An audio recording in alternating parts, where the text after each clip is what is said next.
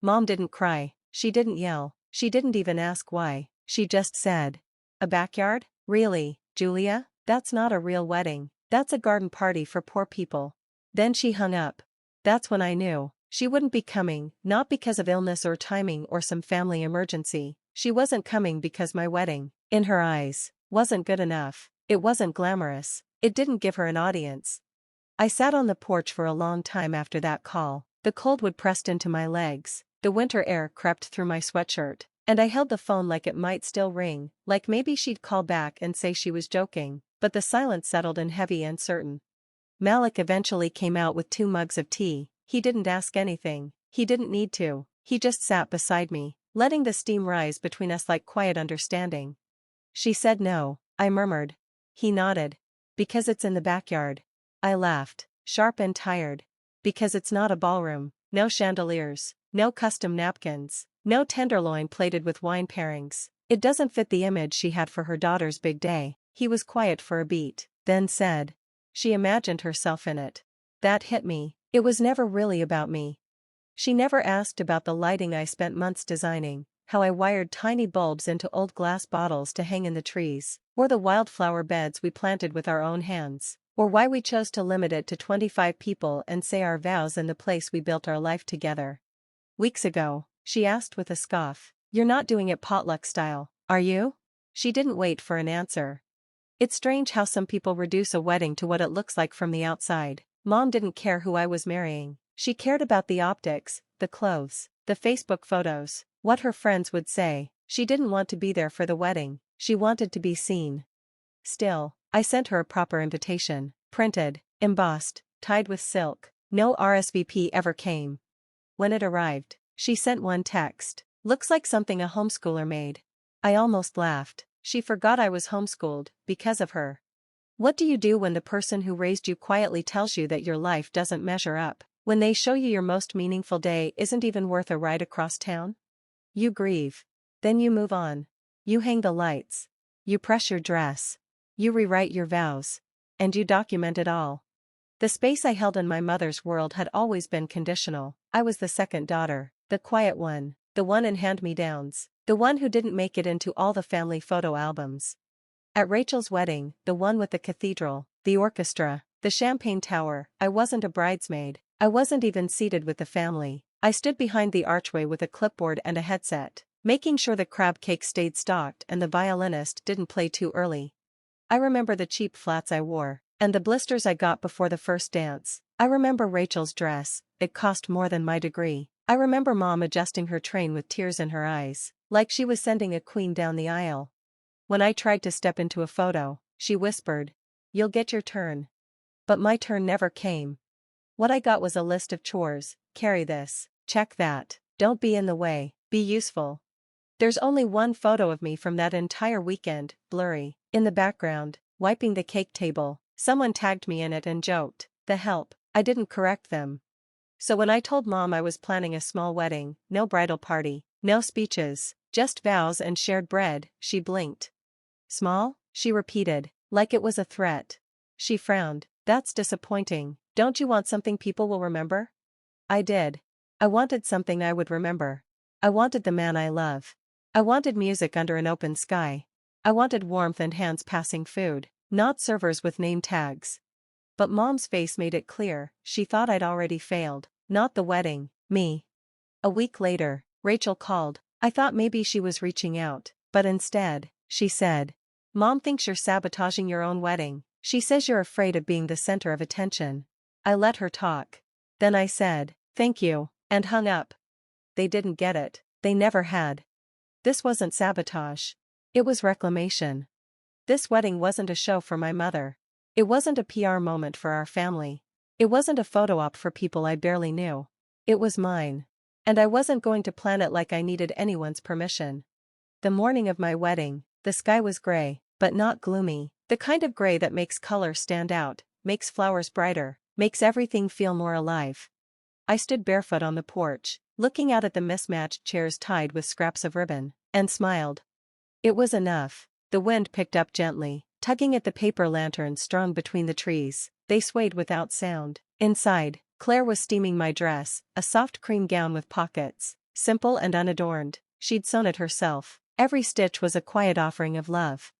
Out in the yard, Malik's cousin arranged place cards on the long wooden table. No calligraphy, no gold trim, just names printed on seeded paper, so each guest could take theirs home and grow something. I walked the space slowly, running my hand over each chair, each glass jar brimming with herbs and wildflowers. These weren't decorations, they were choices, each one deliberate, each one made with love. There was no bridal suite, no makeup artist, just me, a bathroom mirror, and quiet nerves. I twisted my hair into a loose knot and tucked two gardenias behind my ear. When I stepped into the dress, it didn't feel like a costume. It felt like armor, not to hide in, but to hold myself steady. Claire caught my eye in the mirror. "You okay?" I nodded. "I think so." She came up behind me and adjusted a loose strap. "You look like yourself." I smiled softly. "I feel like myself." At 4:12 p.m., the ceremony began. No prelude, just the sound of birds, wind, and the creak of the garden gate as guests stepped in, hushed and reverent, like walking into a living memory. Malik stood at the end of the garden path in a navy suit, hands trembling, smile crooked. When he saw me, his breath caught. Mine did too.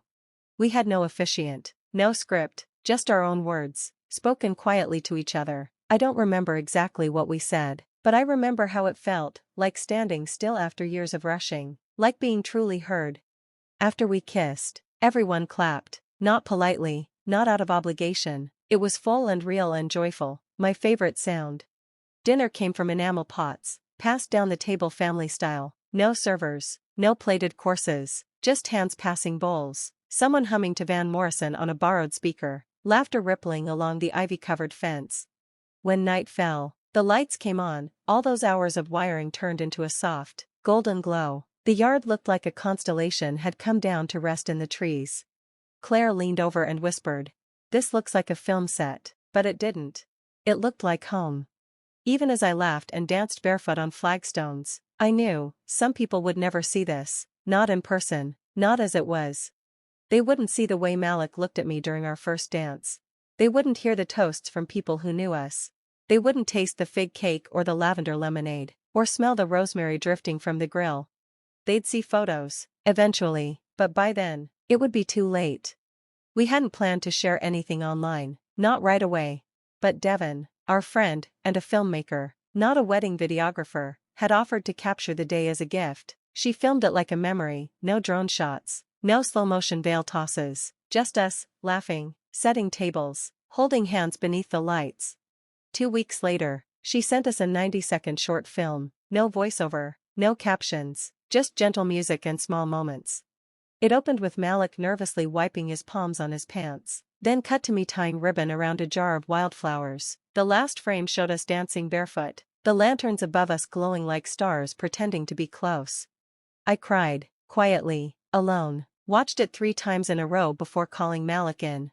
He watched it silently. When it ended, he let out a breath. "She made it feel like something ancient." I nodded. "Do you think it's petty if I post it?" He smiled, kind, a little amused. "Sometimes petty is just the truth finally told." So I posted it, quietly. No hashtags, no commentary, just, October 8th, home, love. Then I put down my phone and went to bed. By morning, it had 20,000 views. By noon, 50,000.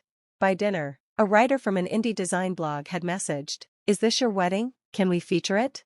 I blinked, reread it. I hadn't expected that.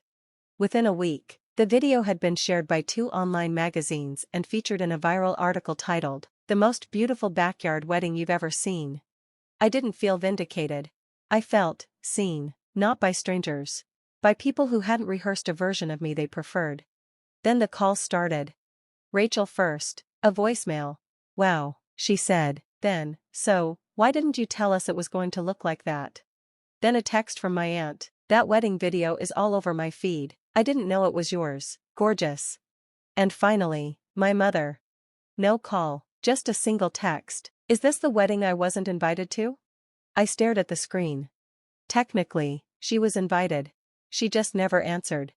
The next morning, she followed up, "You made us look terrible, Julia. People keep asking why we weren't there. You could have warned us." Warned them? I read the message twice, then a third time.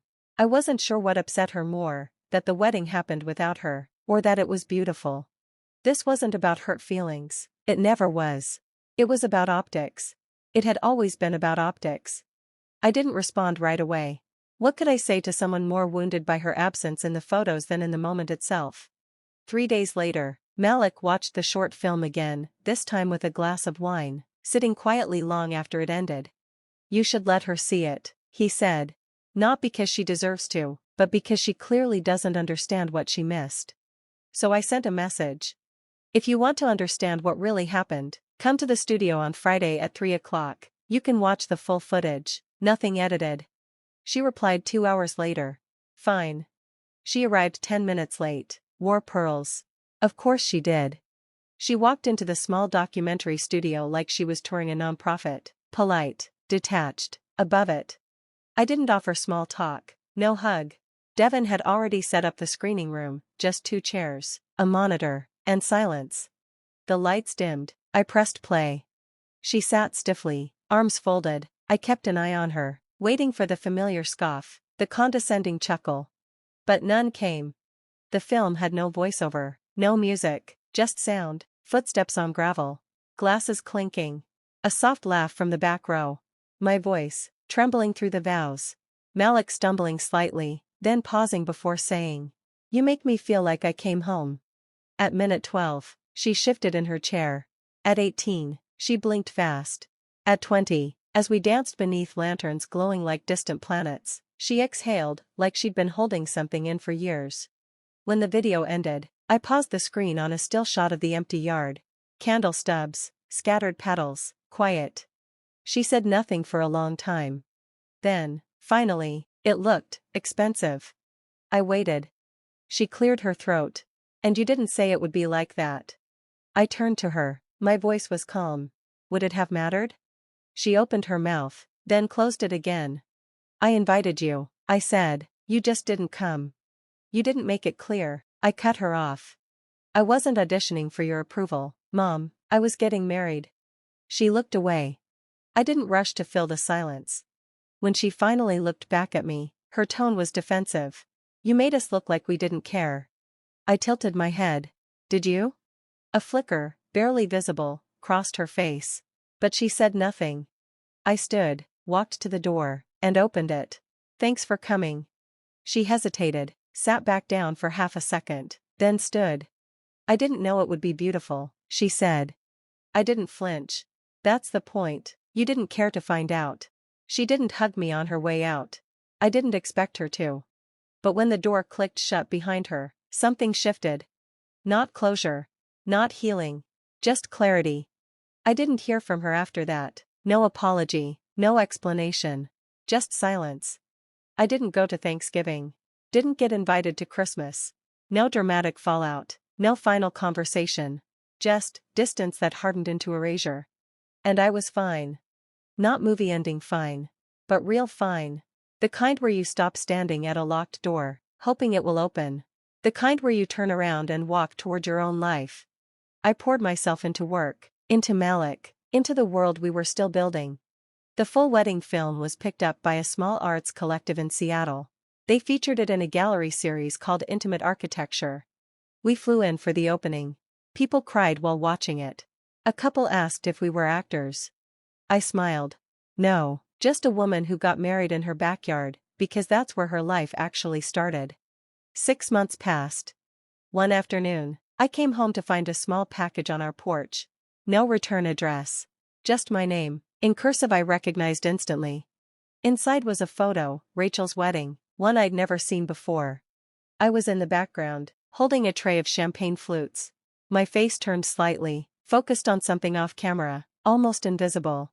On the back of the photo, a note, just 2 lines. "I looked right past you that day. I see you now." No name, no signature. But I didn't need one. I didn't frame it. Didn't text her back. Didn't say thank you. I slid it into the back of our wedding album, behind a photo of Malik spinning me under the lanterns, both of us barefoot, laughing, lit by the glow of 100 tiny bulbs. That's the story I'll tell.